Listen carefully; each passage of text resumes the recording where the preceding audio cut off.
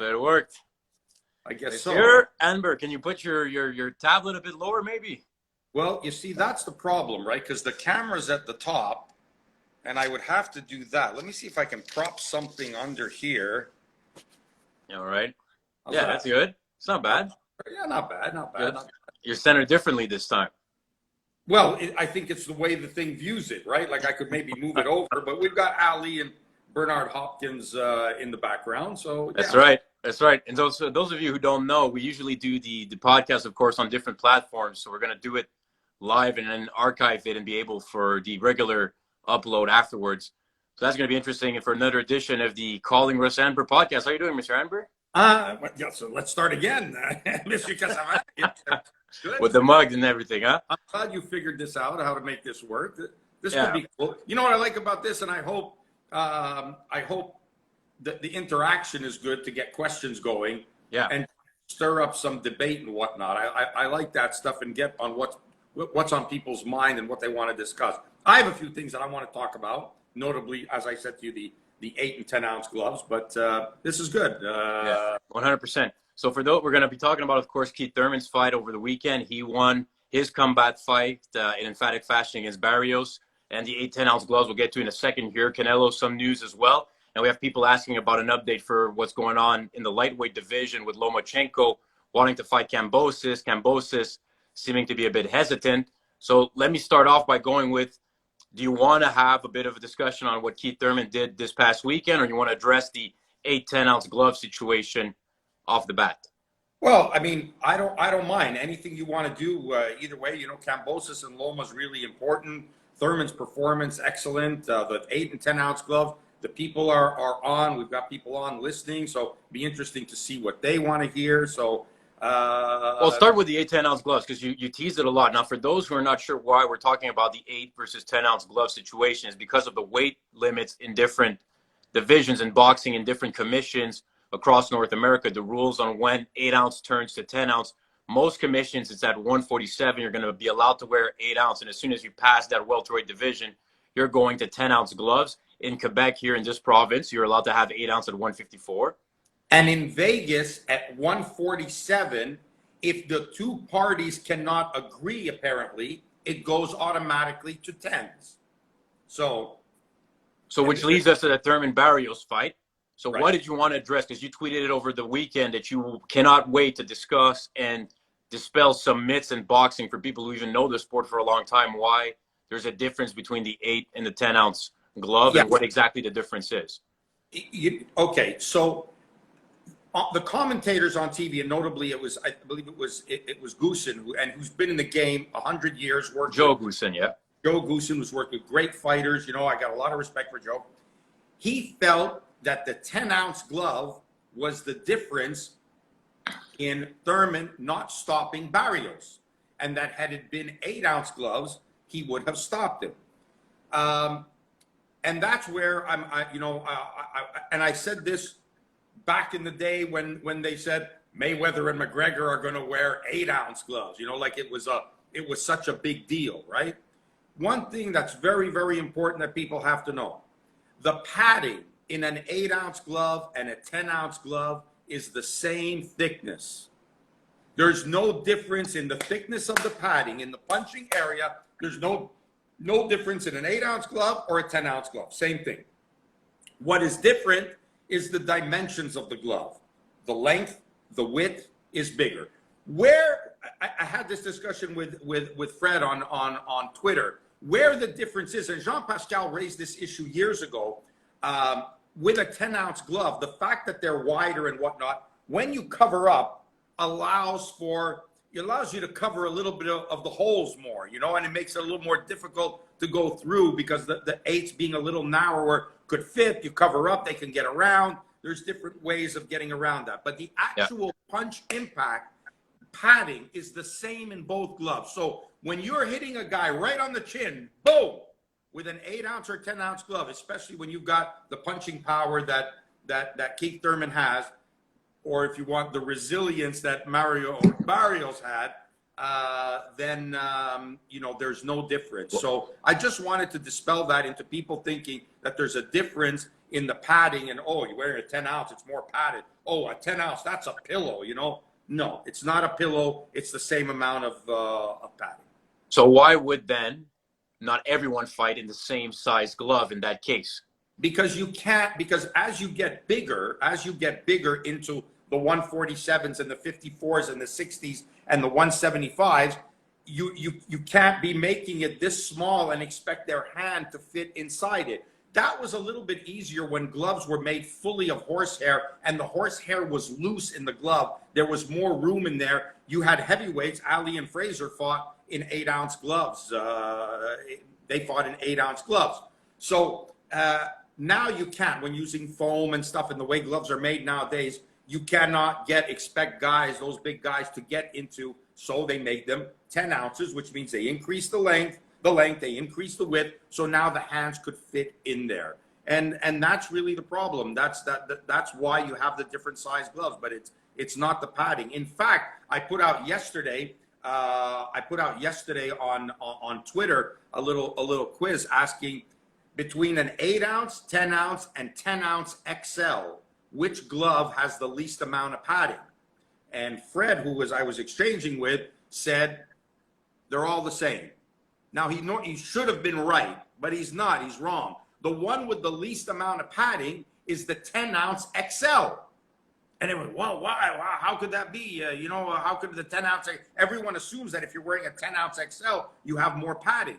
Well, the fact that you have to construct the glove bigger, so that you have to make it an XL size, which means you're increasing the length, you're increasing the width of the glove. That means not only are you increasing the leather on the back side and the palm side and the thumb side, both sides, you're also increasing the lining, which is on the inside, on the palm side, the back side, everywhere. Everything is increasing. So you're automatically adding weight to the glove, which means the only place that you can remove weight is in the padding. In order for it to be a 10-ounce XL, well, you make it bigger. The only way it's still going to weigh 10 ounces is if you remove some of the padding so that it still weighs 10 ounces. So, in fact, a 10-ounce XL has less padding than a regular 10-ounce. Are you sure all commissions know about this? Because if that's the case, why would there be a dispute between the 8-ounce and 10-ounce size glove in the Thurman Barrios fight over the weekend? The dispute was they couldn't agree on which gloves to wear. So when there's the dispute, the commission has their word and says, okay, we're going to 10s. That's it. They're the deciding vote. When the two parties cannot agree, they're the deciding vote. So that's the way they do it. I know, but Russ, but if both gloves have the same amount of padding, it's just hand size compartment that changes. Are you sure that it's not supposed to be that there's going to be some need to have thicker padding if the guys are heavier weight, same as a sparring glove, where guys in sparring have bigger padding? Not true. In most sparring gloves, ours or other companies, and this is the same for other companies as well. This is not just me telling you this on behalf of Rival. This is all companies. If sparring gloves, if you have a 14, 16, or 18-ounce glove, the actual measurement and thickness of the padding is equal in all three gloves. Okay, do you think that, okay, never mind the sparring aspect then, let's go back to the fight glove. Do you think it makes sense that the thickness at the padding level is the same for a guy who weighs 200 pounds and 147? If it's a 10-ounce, regular 10-ounce glove, the same thing. No, I know. Whether I agree with it or not, a 10-ounce glove that a light heavyweight or a heavyweight will use, and that same 10-ounce glove that a junior middleweight will use is the same glove, the same 10-ounce glove. Does it make sense? Does it make sense that a 154-pounder is using the same size glove as a heavyweight? I don't know. That's something to be discussed at a much more scientific level. But I'm telling you that it's the same glove. And an 8-ounce and 10-ounce, the construction of the glove, the padding they put inside is virtually the same. What would you say is the percentage of people who know that it's the same thickness? I would say a lot of people don't know, and a lot of people assume that because we talk about ounces, more ounces must be more padding, right? That's what they automatically, the logic would be that they assume that. But when you're dealing with something so light on such a massive surface, to be so light, 8 ounces and 10 ounces is not very heavy in something that's big, right? That glove padded, it's not that big. So there's not a lot of wiggle room that you can change in that. Adding from an 8 ounce to a 10 ounce is 2 ounces. Weigh something and see how much 2 ounces can be, the mass of 2 ounces is. So I'm sure a lot of people don't know about that. And I wanted to put it out there and kind of, blow holes in the theories that, oh, if you're wearing a 10 ounce glove, you have a massive advantage. You don't. And I've used this example on numerous occasions before when talking about the impact of a blow. It's the equivalent of putting your bed pillow on the bumper of your car and hitting somebody at 60 miles an hour. It really doesn't matter that that pillow was there. It will provide zero protection to the person you're hitting. So when you're hitting with gloves, oh, it's this, it's an 8 ounce, it's a 10 ounce. When guys like Thurman are smashing you, believe me, it hurts. When Arthur Beterbiev is hitting you with 18 ounce sparring gloves, this thick padding, believe me, it hurts as well. 100%. But because of the padding, the way it's made, it still hurts less than it would in a fight glove padding. There's still a bit of a difference in the impact regardless. The guy I was exchanging with yesterday on Twitter brought up a very interesting point. An MMA glove, despite the fact it has no thumb, no fingers, no palm, right? It's a 4 ounce glove. The actual thickness and the material used isn't much different from exactly the same knuckle protection that's on a pro fight glove. Really? So ultimately, could we see, you think, eventually boxing change the 8 and 10 ounce rules then? I don't know. The thing I would like to see, what I would like to see changed in commissions is for them, all the commissions around the world all have regulations about 8 and 10 ounce gloves, right? They all have it. Marco, what's happening? They have rules about 8 and 10 ounce gloves, right? That's it. You cannot have, and I've tried to explain this. I've talked to the people at the British Boxing Board of Control, Vegas, California. You cannot have weight restriction without having measurement restrictions. You have to have both. It cannot just be weight. You have to say, okay, an 8 and 10 ounce gloves has to fall in to a certain dimension, and a 10 ounce glove must fall into a certain dimension. This prevents companies from making extra small gloves, packing the weight, let's say in the wrist area, and having a glove that has the dimensions and size of an 8 ounce glove weighing 10 ounces. And what do they say when you tell them that? They agree. Some of them don't, never thought of it that way because it wasn't that way in the past. So, I think that's something important. That's what I'd like to see. I don't think that we need to see a change in the size of gloves. And one of the issues, that we also have is when you think about it, how do you fit it when we're talking about 8 ounces? 147 is the limit for 8 ounce gloves. You can wear 147. You can wear 8 ounce gloves up to 147 pounds in Las Vegas. In Montreal, you can wear 8 ounce gloves up to 154 pounds, right? We agree? Yeah. How do you figure that the person wearing that glove, you expect a 106 pounder or even a minimum weight 100-pound guy to wear the same size glove? Or women for that matter, small women, 112-pound women, 118-pound women who have hands this big. We expect them to be in the same size glove. It's a little bit ridiculous. And I think this needs to be advanced. It's easier with the 8 ounce glove.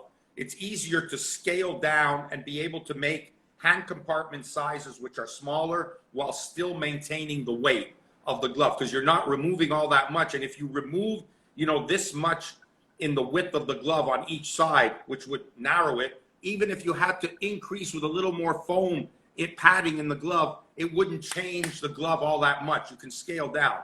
The 10 is a little more difficult. That's harder to do because every time you try to make it fit right and do it right to fit the fighter's hands, you're over the 10 ounces. You go over the 10 ounces. And that's for everything from 54 up to super heavy.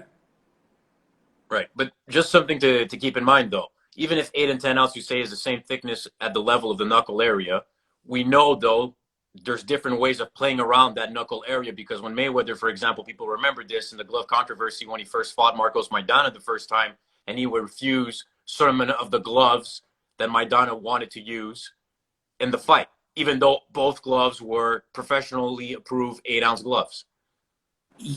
Yes, but that becomes not a question of the size of the glove as much as it is the construction of the glove. So this was the old MX, which a lot of commissions, at that time, British Boxing Board of Control didn't even allow that glove to be used, and they had to submit a new, better constructed glove with a better horsehair padding in the glove. So that's why I say, despite the fact that the glove weighed the weight they said it was going to weigh, the commission was going to pass that glove, and it was Mayweather who ended up putting the brakes on that. And we made that same complaint, if you remember correctly, years ago when Pascal fought Lucien Boutte. We objected to the gloves that Boutte wore, and of course, the commission said no, they're approved, he has to wear. But we went on record with saying that we objected to those gloves. 5 months later, same thing happens with Mayweather, and those gloves never got used. So that's why it's important that the gloves not only must have a weight, there has to be specifications made. If that's one thing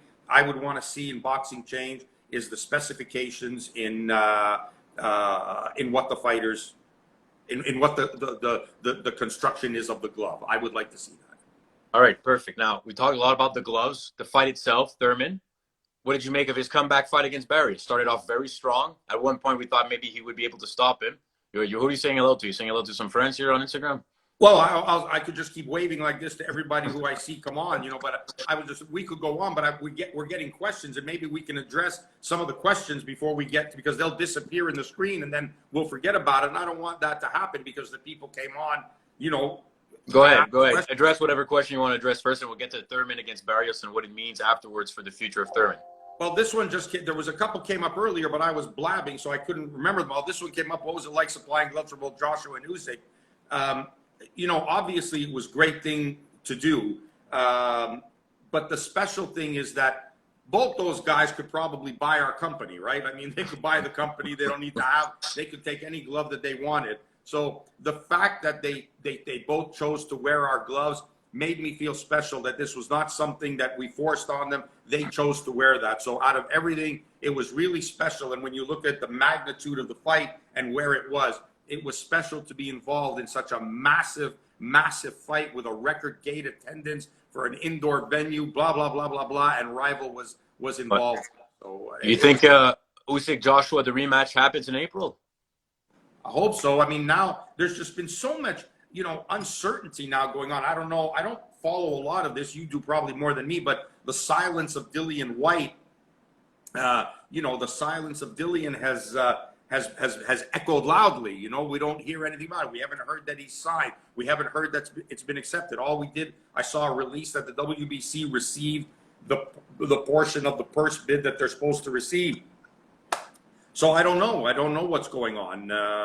I don't know what's happening. I guess it'll be about time soon that I speak to Usyk. I spoke to Sergey the other day. We didn't really talk about that, but maybe time to speak to him again and see if that rematch will happen. I saw Yannick ask a question about your dream fight currently that could happen in boxing. Is there one specifically you want to see, or do you want to just see Loma involved in a fight again for the title? Yeah, both. I think, and I've said this to you before, I think Loma deserves the Kambosos fight, and Kambosos deserves a place in history for what he's done. He will go down as a legend in Australian boxing forever if his back-to-back fights are Teofimo Lopez and Vasiliy Lomachenko. And a win over Teofimo, whatever happens again, if he beats Loma in Australia, forget it. He writes a ticket for the rest of his life. He retires. He's the greatest, right? The greatest win ever. It recognizes him as one of the greatest warriors in Australian boxing, and I think it's win-win for him to do something like that. And if he's in a great fight, and he loses, it doesn't mean his career's over. The lightweight division is stacked with fighters, and he'll come again. He'll get to be able to fight for titles again. He'll get to fight again. But Lomachenko, absolutely, for what he has accomplished, what he's contributed to the world of boxing, deserves a shot at his belts back. He deserves that shot more than anybody. There's nobody out there who is more deserving of a shot at the title and to claim his title back than Vasiliy Lomachenko. Because Lomachenko's in trouble if ever Haney gets the Kambosos fight. You got Ryan Garcia has a fight in April again, not against some of the big names. So I guess what's left for Loma right away? Would he be possibly wanting to fight Tank Davis? Could that be something we see? Because if not, Loma is in danger of possibly having to wait for his title shot for a while if he doesn't get the Kambosos fight next. It'll be really problematic, and that's because the titles have been unified.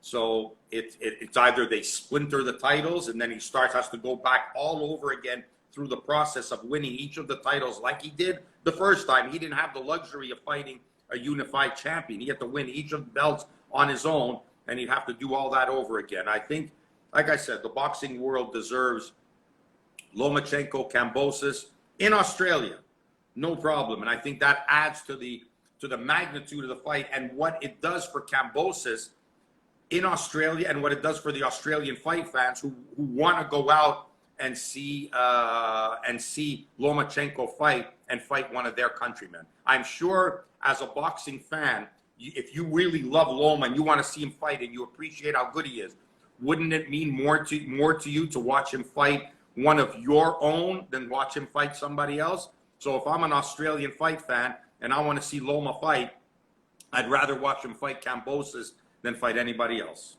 And Loma, who's usually really quiet on social media, hadn't tweeted anything since July of 2021, tweeted to Kambosos last week, "Hey, champion, we have made the best offer for you. We are waiting on your decision." And Kambosos has really been vocal about wanting to fight Haney and saying that, Haney, you got to come to Australia. Devin Haney seems to be wanting to take the fight against Kambosos, but maybe not necessarily going to Australia to have that fight. But Loma tweeted and no response from Kambosos. I think Kambosos probably knows that despite the fact he's willing to face off against anyone in the division, Loma probably presents the toughest challenge for him style-wise. Of course it does. There's no doubt about it. But I think it also represents the most money for him, especially now. Because in the event that he feels he's got a better shot at beating Haney, and let's say he does, Loma's the mandatory. Now it could go to purse bid. So who knows what could come out? They might lose the promotional rights on it. They might lose what they can control right now. They could lose in a purse bid, much the same way that Top Rank lost the control when they were overbid in the Lopez Kambosos fight and lost the rights to that fight. Yeah, Lopez made lots of money, but the promoter lost control of that fight, and the same thing could happen this time with Kambosos. All right, let's get to Keith Thurman again, just so we clarify the fact that he had the big win at 147. Afterwards, he talked a little bit about the fact that he was rusty, but still was happy with his performance. I think especially when you look at the first 6 rounds, where clearly Thurman felt good, felt physically strong, had a few knockdowns scored against Barrios. Do you think we see him fight the winner of the next 147 title fight, Usyk-Joshua versus Errol Spence, which has been announced now for April 16th on a pay-per-view card, which will mean, of course, the biggest fight outside of Errol Spence turns Crawford at 147. You know what I like most about last weekend's fight with Thurman? Go ahead. He earned it. He went out there after the layoff, fought a tough guy, came to fight, and worked. He worked for 12 rounds. He didn't take a soft touch, an easy 2-round knockout guy. He took a tough fight, and he earned his way back into the division, which I think is great. To me, the welterweight division, though, appears to be in the same muddle that the lightweight division is. Different promoters, different broadcast partners trying to make fights. A plethora of fights to be made. Mr. Holmes is right. He was humbly respectful. A plethora of fights to be made, and we're not making them. And I don't see how that helps boxing. Well, Spence-Ugas is not a bad fight, considering the fact that Crawford now is kind of stuck in litigation. If you would remove Crawford from the equation immediately, Spence-Ugas is not a bad fight to make at 147. No, it's not. But I think, is it fair to say that the fight that everyone wants, the Leonard Hearns of this generation, is Crawford-Spence? the Leonard Hearns of this generation is Crawford. Well, it's the last 5 years, yes. And that's why you have Johnny here who's riding Spence Crawford already. Please, that's the fight people want to see. What about people? What about Julia saying she's a massive fan? You see that you don't read that one, right? You know. Yeah, we got some sheriff hecklers as well. I think you're gonna have to address that one. We got hecklers on here. See somebody again. Spence Crawford needs to be made. We know this. Like everybody knows that at 147, that's the fight. But I think depending on what happens with Crawford and the situation legally, it doesn't seem like there any rush to put him in the ring against Thurman, and Thurman was going to wait to face the winner of Spence-Ugas, who I think, Russ, a lot of people are going to assume that Errol Spence wins that fight. But he hasn't fought Errol Spence since the Danny Garcia win. He's had one fight since the big car accident. So to me, Ugas is a major spoiler. The same way he dominated Pacquiao, and that was not expected. People thought he had a chance to beat Pacquiao, but the result ended up being even more impressive than anticipated. Like, Ugas is not as exciting, maybe a personality as Spence and Crawford are, but he's got a very good chance here of causing the upset against Spence. Listen, I think it's a great fight, but I just, you're right. He hasn't had it, but everybody recognizes him as the premier guy, the blue chip guy in the division, and I think Crawford is as well. I think Crawford, I don't want to say he's underrated, but the people in the game, the people in boxing, they know how good he is. Technically, subtly, skillfully, he's a complete package. Crawford, you're talking about, right? Yeah. And what do you think about Spence? More offensive then? He has less subtleties and tools than Crawford, is what you're saying? I wouldn't say less. I just think that right now Crawford has proven so far to have done the most damage. He's been on the platforms and shown it more. I think that Spence has shown that, but I don't think he's shown it to the degree that that Crawford has. That's personal opinion, just what I see. But I mean, look, there's no taking anything away from Spence. Don't interpret this as anything less, but massive respect. But both guys need to fight each other. This is a fight that has to be made in the welterweight division. These are two great guys of this generation, and I think it's a fight that should be made. So I think, correct me if you disagree with this, but we have Crawford, Spence, then you got Ugas and Thurman. Those are Fab Four, if you will, of the welterweight division currently. And then you have the up-and-comers, really top prospects to now contenders in Boots Ennis, Virgil Ortiz, and Stanionis. And that's kind of the next wave, that the four that I named before, Thurman, Crawford, Spence, and Ugas, are not going to be in a rush to challenge any of these three guys. But don't you think that relief, if you will, in the welterweight division, or the up-and-coming other top guys, is going to be very interesting? And we have Yannick, who also adds Castillo Clayton, Canadian, who probably is just a step behind that, but is a legitimate top 10. You got some options at 147, but the four guys here, they got to face each other at some point. We're going to have Spence-Ugas now, and like you said, Crawford, Thurman, but which one of the three, between Boots, Ennis, Ortiz, and Stanionis, you could argue probably one of those three could still beat any of the top four guys I just named. They would be underdogs, deservedly underdogs against Crawford and Spence, but it would be fights that people would love to see.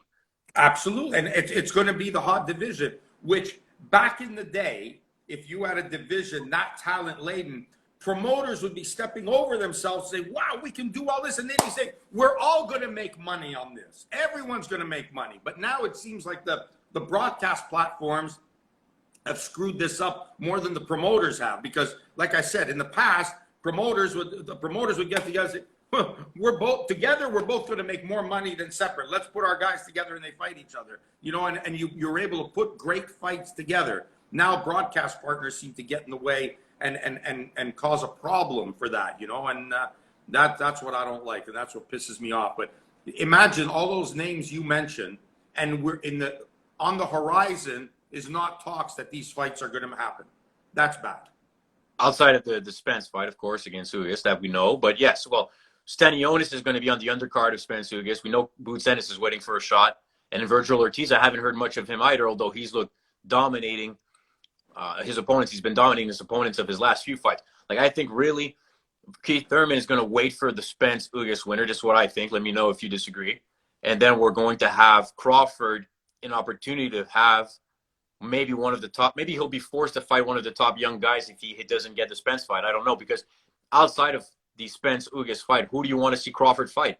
Keith Thurman, a lot of people would like to see that fight, but I'm not sure you're going to see it right away. But Keith Thurman could present a lot of challenges for Crawford, I would think. I think Keith Thurman is a problem for anybody. You can't go in there with a preconceived notion that you're going to automatically win against Keith Thurman. I think, with the 2 years off, he's a little bit of an underdog. I think Spence is in a tough fight with Ugas. I think that's not an easy fight either. It's a complicated fight. Spence with a dominant win over Ugas really solidifies his claim. Now he suddenly becomes now right up there with Crawford. If anybody has Crawford way ahead now, a massive win over Ugas springboards Spence right up there to start the dispute and the competition and the arguing again, between the two. But Crawford Spence is looking, Russ, like right now one of those fights is going to go into what could have been in boxing, right? The fights that we would have liked to have seen and talked about, it will not happen, or if it does happen, maybe it'll happen past their prime. I think if it doesn't happen by the end of 2022, people are going to be very skeptical this fight ever happens, or even that it happens when both fighters are at their best. And that's why I think Ugas Spence, a lot of times that might be the fight that ruins the Spence Crawford fight, because Ugas comes in with not much fanfare, more known by the hardcore fan base, but not so much the mainstream and casual fans. And he pulls the upset against Spence, and we're going to say Spence Crawford, maybe it does happen, but not when both are at their best. This guy just wrote, Jay Parr just says it feels like May and Pacquiao, it comes late. But, you made me think about something.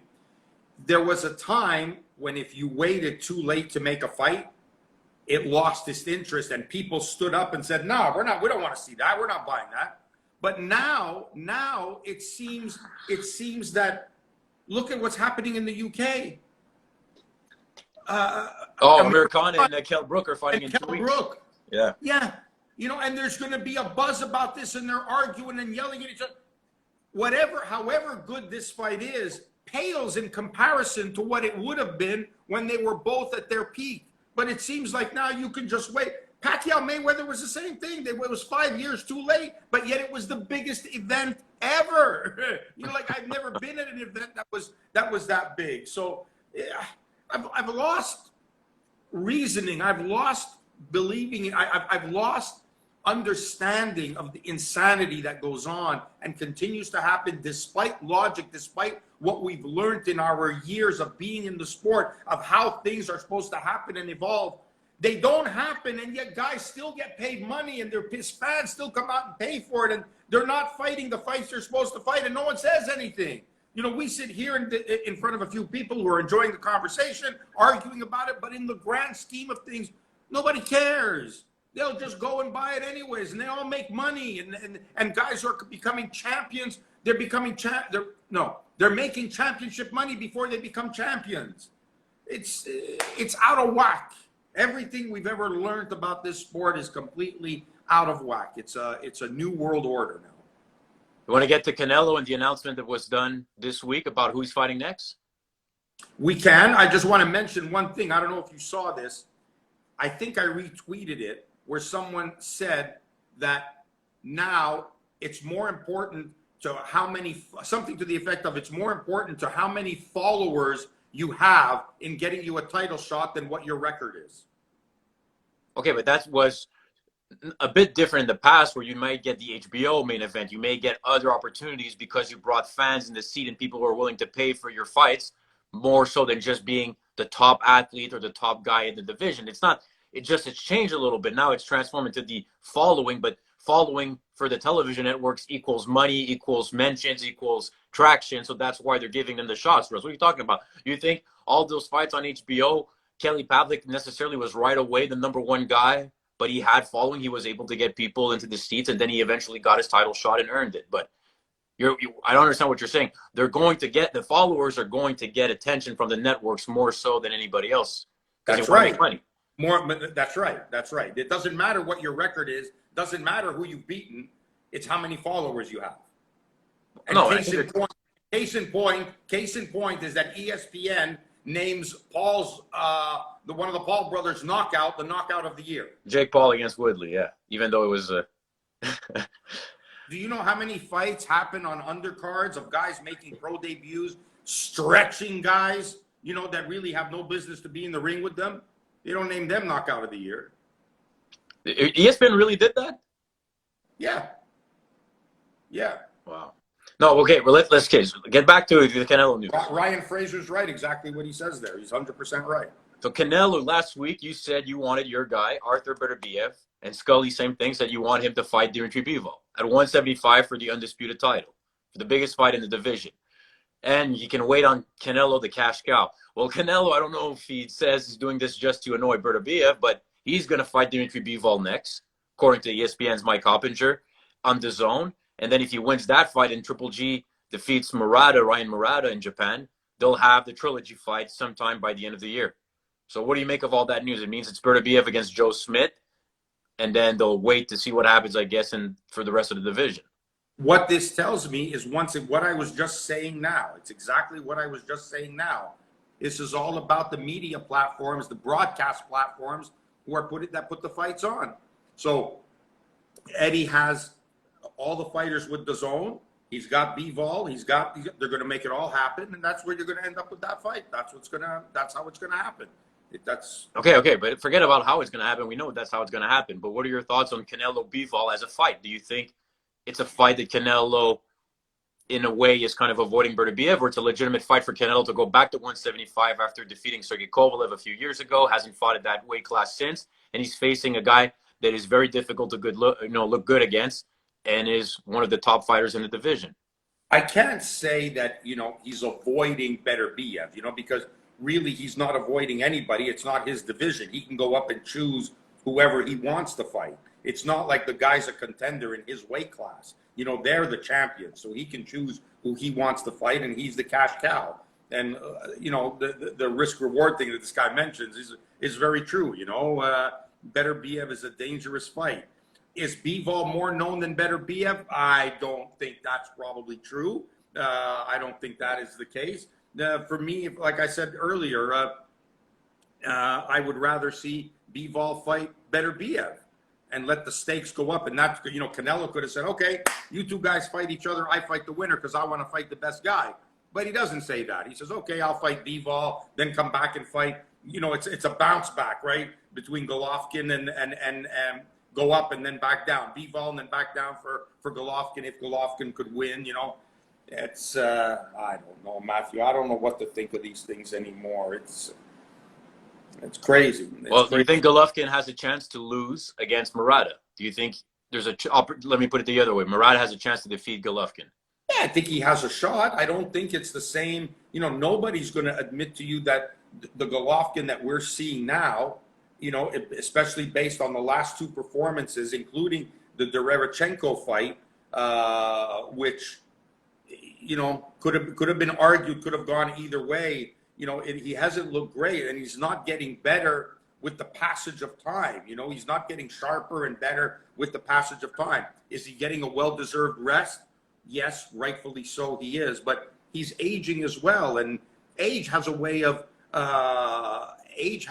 doing something to you that you don't feel, but then it's exposed under the spotlight, and it's exposed in that millisecond reaction that you make, that you were able to make a guy miss, and now you're a millisecond late on making him miss. So he's certainly not as what he was. Murata has a chance, and Golovkin certainly has to be. He can't afford a subpar, mediocre performance against a Murata who's ready. He might beat him if Murata has a subpar performance, but a ready Murata who comes to fight, and you come in under prepared or subpar performance, or your body just doesn't do what you want it to do, could be a long night. Okay, so let's look at who Canelo, if you don't think Triple G presents that much of a risk for Canelo now, Canelo's then strategic in knowing that it's still going to sell probably more to casual fans than any other fight right now that can be made around that weight class. And he'll still bring big time money. So Canelo is being very smart in his matchmaking. Bivol is maybe a tougher matchup at this stage of Canelo and Golovkin's career than Golovkin is against Canelo. Like, I think Bivol stylistically is going to maybe be a more difficult task for Canelo than Triple G a third time at Triple G's advanced age. You might be right. You might be right. I still think that Bivol. Someone just said Bivol can beat Canelo. Canelo's good. He's great. You know, he's a great fighter. Bivol might be a little green. Might be a little green. But we'll see. All right. What do you mean by maybe you mean for that moment? Because he's fought championship fights. Yeah, I know, but he's not. He hasn't been on anything of the. You know, so did Callum Smith. So did Callum Smith. But you see what you do. The levels there now. Of course, Callum suffered that bicep. You know, bicep was gone.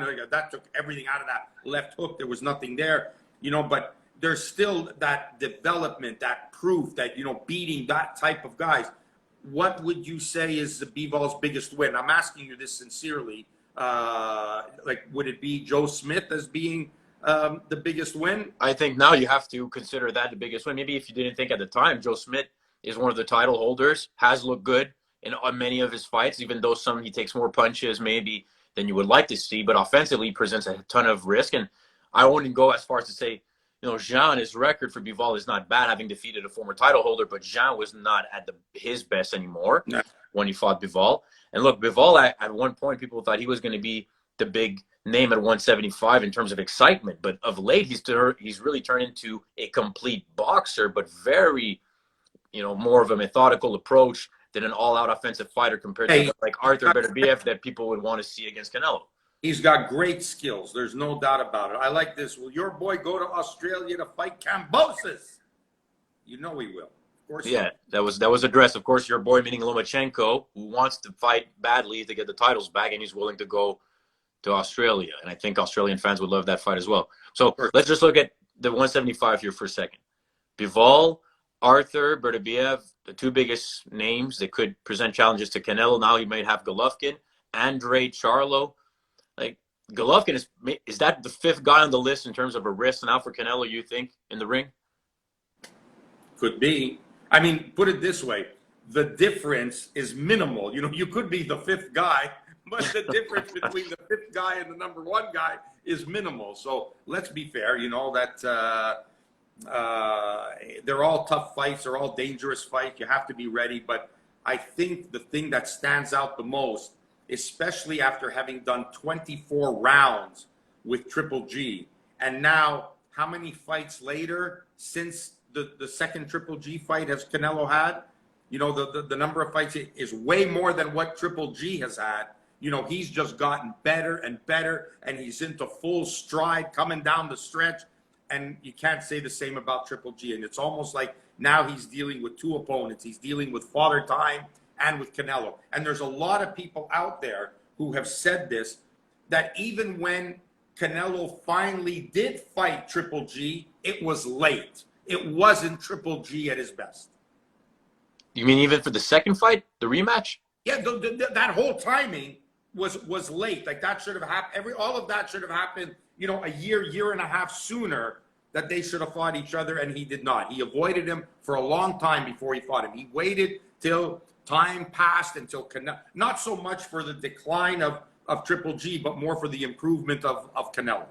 Because look at how much Canelo's improved since the first Triple G fight to now. It's not even close. But it also goes to show that Canelo and his camp are strategic, especially having lost to Mayweather so young. What was he, 20 years old when he lost to Mayweather? 21, yeah. Yeah, something along those lines. So they were also strategic in what they're doing here. And Triple G, even though you say then is a bit past what he could have been against Canelo, he gave Canelo, he won the first fight, even though it ended up being a controversial draw. And then in the rematch, gave Canelo the toughest fight of Canelo's career since the loss to Mayweather. The toughest fight, yeah, he did. But he was also, I mean, with the toughest fight. Physically, the toughest fight, yes. 100%. I think the Cotto fight was a very difficult fight for Canelo. I think the Austin Trout fight was a difficult fight for Canelo. Lara Lara as well. Very difficult fight for Canelo. But, you know, Triple G's a world-class champion, talked about being a pound-for-pound guy, one of the greatest middleweights of all time. You expect that he should give him his toughest fight. He was supposed to give him his toughest fight. The thing that, to me, changed my view of that was there was a lot of concern, a lot of complaints that Canelo ran the first fight. You know, he boxed, boom, he boxed. The second fight, he took it right to Triple G, and it was Triple G who was moving, and sticking behind the jab. And I don't know that that's what they expected him to do. And I'm wondering if he had to do that because of the absolute imposition of the imposing that Canelo did, that he didn't stay and go toe-to-toe with Canelo and decided to box him and move. So, you know, I think Canelo's made massive changes, and he did it from one fight to the next, and now he's gone on to a dominating performance. Like, you could be hard-bent to argue if he's lost 5 rounds since that fight, or 6 rounds since that fight against all opposition combined. Yeah, that's a great point. Okay, so Danny Jacobs, who's one of the guys Canelo dominated at one point, is fighting this weekend against John Ryder. Any thoughts on that fight? It's not a bad matchup at all. John Ryder, who's a legitimate super middleweight, Jacobs going up in weight. Yeah, he sure is. Could be a difficult fight style-wise, though, for Jacobs, I should say. It could be, especially if Ryder puts on the performance like he did against Callum Smith, and I was there for that one. And boy, I really liked watching John Ryder fight that fight. So Jacobs is in for a tough fight because Ryder can fight. Believe me, he can fight. He's great on the inside. He's a throwback type fighter. He's going to be right there. It's not an easy fight at all. Outside of the Canelo fight, in my opinion, that was Callum Smith's toughest fight. The John Ryder matchup. Yeah, John Ryder kind of came out at a little bit of a late bloomer, right? Because for most of his career, we didn't hear much of him, and then lately was able to really cement himself as one of the top guys. 100%. There was a lot of fights. Anything from this past weekend you wanted to address? Because I know you texted me about Chris Eubank. You want to talk about this knockdown with Chris Eubank and the whole situation? Oh, beautiful. I'm glad you brought that up. That's right. You know, that's why I'm here, Russ, to remember that what you phony forget. Bullshit knockdown. You know, that's exactly what it was. It was a phony bullshit knockdown at the end, which took a round that arguably Eubanks might have been losing, and flipped it 3 points to become a 10-8 round for Eubank. Now, for those who missed, for those who missed the knockdown, and you can look it up online on YouTube, what happened? Why do you say it's a bogus knockdown? Because the punch, first of all, you know, it's the case of, he touched him at the same time he went down, so it's a knockdown. Okay. But that doesn't mean it's an automatic 10-8 round, and I'm sick of that mentality of thinking that is equivalent to drilling a guy and knocking him down, and that's a 10-8 round also. That's not the case. You know, it was a trip, stumble. Any referee would have been able to see, you know, that no knockdown. You know, like you stumbled. The punch didn't knock you down. Do it again. Box. No problem. You know, it was this business that, he got touched. I hate that. And the commentators right away, well, there it is. After having worked his way back into the fight, you know, after being down early in the fight, worked his way back into the fight, worked his way back into the fight, and now they're saying, there's a 10-8 round. But for what? For what? What quality of punch was there to make it a 10-8 round? Now, this is no discredit, of course, to Eubank. You know, I'm just saying, talking about the rules. You know, the guy fought the fight. He fought, dominated. The guy won. Okay, no problem.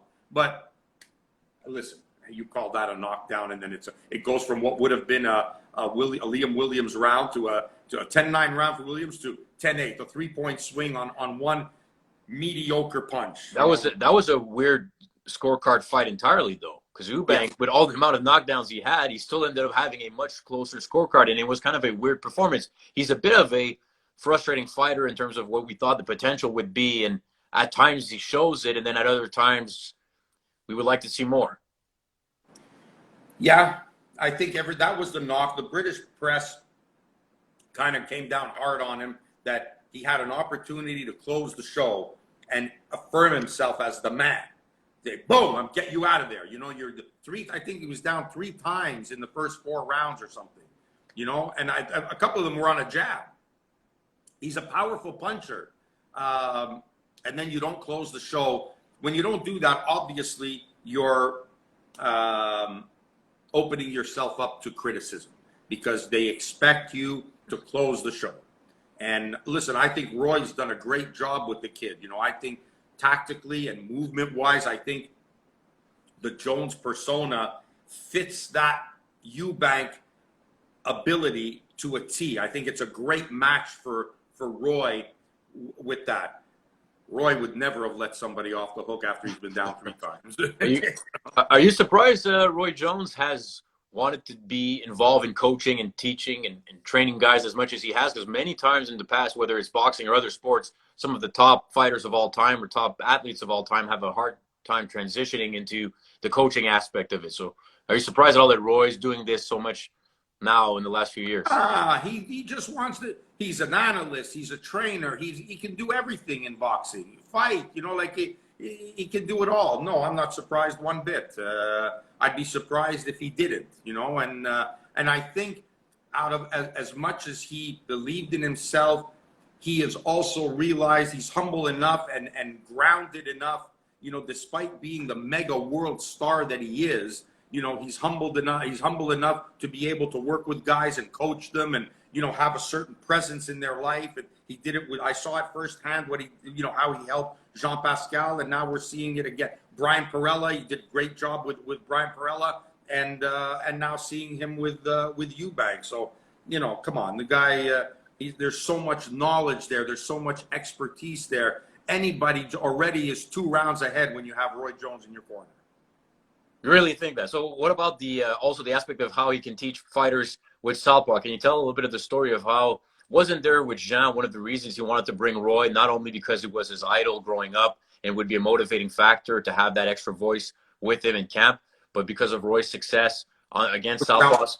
Now, not all the time, of course. He had the losses against Harvard, but some of that also could have been into play because Jean had great success against southpaws in his career as well. And it was for the Butte fight, so that was why he wanted him, because he was a southpaw. So yeah, Roy brings knowledge to the game. That's I love being around him and talking boxing. Even we disagree sometimes. Just hearing his outlook, his point of view, and you sit back and you listen and you say, oh, okay. But you have to be of a certain mindset. You have to be of a certain ability. You have to be of a certain temperament to do what Roy wants you to do. It's not everybody can get away with that. The same way, like not everybody can do Floyd's shoulder roll. It's a certain type of fighter. You watch. I like Shakur does it really well. He's very comfortable and confident with doing the shoulder roll. There's not everybody that can do that. In fact, in my opinion, if you remember correctly, Oscar looked so out of place and so wrong in doing the shell, and doing that shoulder roll style. It didn't work well for Oscar. Oscar, when he had his hands up and was using the jab and hooking off the jab, his left hand was so effective. It didn't work well for him.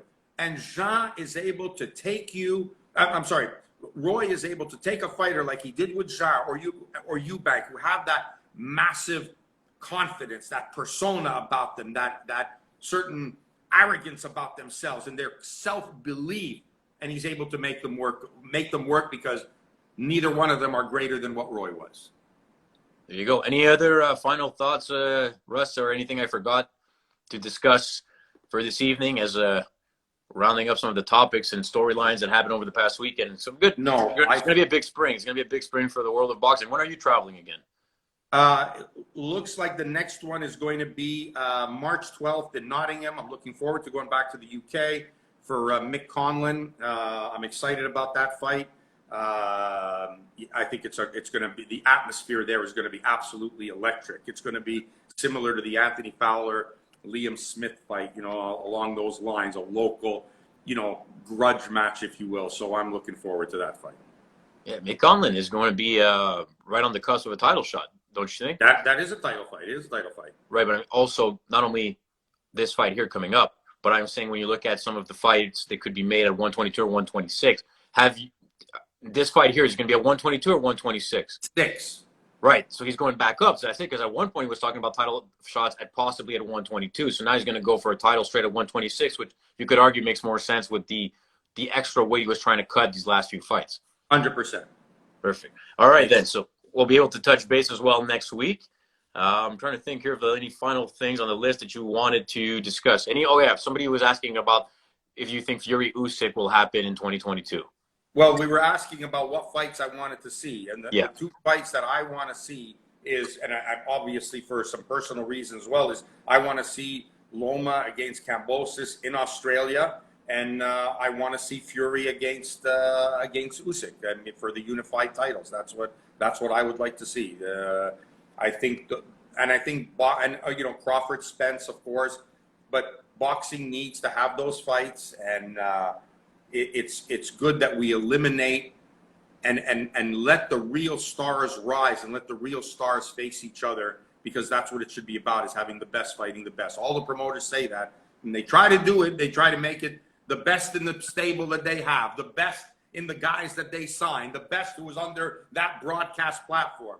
But I think it has to get to the point where these guys have to start fighting each other. But then again, maybe nobody has that same nostalgic look that I have about it, Well, it depends. I think, no, people want to see the big fights. It's just, I think they understand the business of it at this stage, that they have to try to sometimes be happy about certain fights. And the frustrating aspect of wanting to get to the big fights, you still get sometimes a Cambosis, Teofimo Lopez. That's a great fight. You do get, Thurman when he fought Sean Porter. You get guys, Joshua, Usyk. You get still some excellent fights.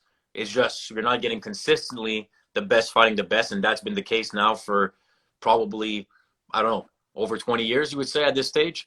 It started to happen here in Montreal during the 2000s when there was the competition between Interbox and Gym, that they wouldn't fight each other's guys. It only happened on a couple of occasions that they fought each other's guys. That almost, like, to me, in my memory banks, was the beginning of guys not fighting each other. And then in the UK, when Brooks and Amir Khan didn't fight each other, that was unthinkable back in the day, that two guys from the same country, the same city, aren't fighting each other, and they're fighting all kinds of fights elsewhere against other guys. It was, how is that possible? How is that possible? But the year 2000 seemed to have made it possible, and I don't know how. Yeah. All right. Well, before we go, I just want to say this has been fun to do this, and it was fun to have the people on and have them ask certain questions. I hope we got. I know we get to talking and the things go up, and we can't answer all the questions, but it was great interaction. I hope we get to do this again. Costa's asking what fight is best for Anthony Joshua next. Well, I don't know if it's best, but he wants to have the Usyk rematch. Correct. So, but it's going to be a heck of a fight when it does indeed happen. And thank you, everybody, for tuning in. Have a good evening to us. Enjoy the rest of your tea if it's still warm. And we'll be able to reconvene, of course, next week. And we'll have guests on as well. So thank you, everybody, for tuning in. Thanks. And Julia wanted me to give her a shout-out, so I'm giving her the shout-out now. Will do. All right. Sounds good, Russ. Take care. All right, brother.